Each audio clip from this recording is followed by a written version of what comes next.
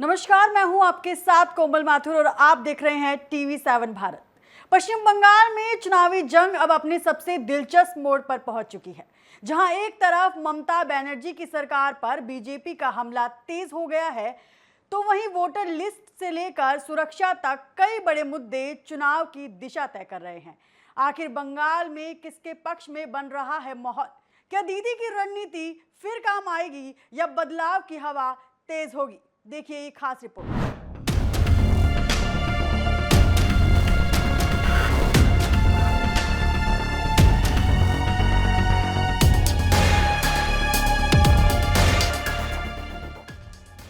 पश्चिम बंगाल में 2026 विधानसभा चुनाव 23 और 29 अप्रैल को 2 चरणों में होंगे और 4 मई को नतीजे सामने आएंगे।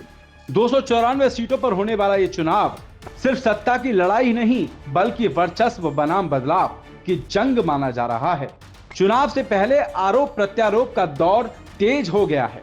गृह मंत्री अमित शाह ने ममता सरकार के खिलाफ चार्जशीट जारी की है, जिसमें भ्रष्टाचार, महिलाओं की सुरक्षा, बेरोजगारी और घुसपैठ जैसे मुद्दे उठाए गए।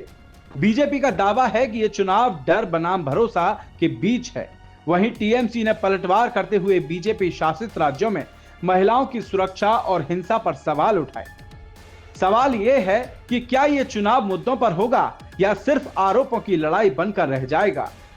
इस चुनाव का सबसे बड़ा विवाद बना है वोटर लिस्ट। इलेक्शन कमीशन की एसआईआर प्रक्रिया के तहत लाखों नामों में बदलाव किया गया।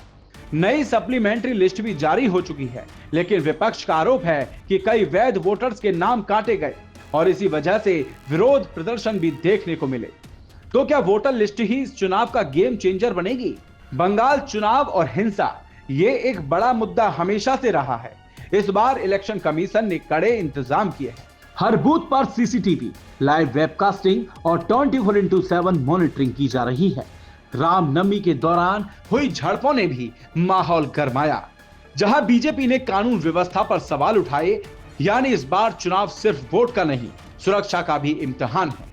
ममता बनर्जी की रणनीति इस बार वेलफेयर मॉडल पर टिकी है, जिसे दीदी मॉडल कहा जा रहा है, जिसमें कैश ट्रांसफर, मुफ्त राशन, हेल्थ और रोजगार योजनाएं शामिल हैं।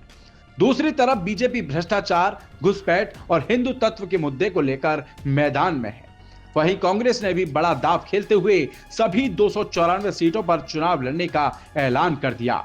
यानी इस बार मुकाबला सिर्फ टीएमसी वर्सेस बीजेपी नहीं बल्कि त्रिकोणीय भी हो सकता है। इस चुनाव में कई बड़े मुद्दे हावी हैं। सीए और नागरिकता का मुद्दा, धार्मिक ध्रुवीकरण, बेरोजगारी और पलायन, महिलाओं की सुरक्षा, भ्रष्टाचार, साथ ही नए राजनीतिक समीकरण भी बने रहे, जहां छोटे दल और नए चेहरे भी चुनावी समीकरण बिगाड़ सकते हैं।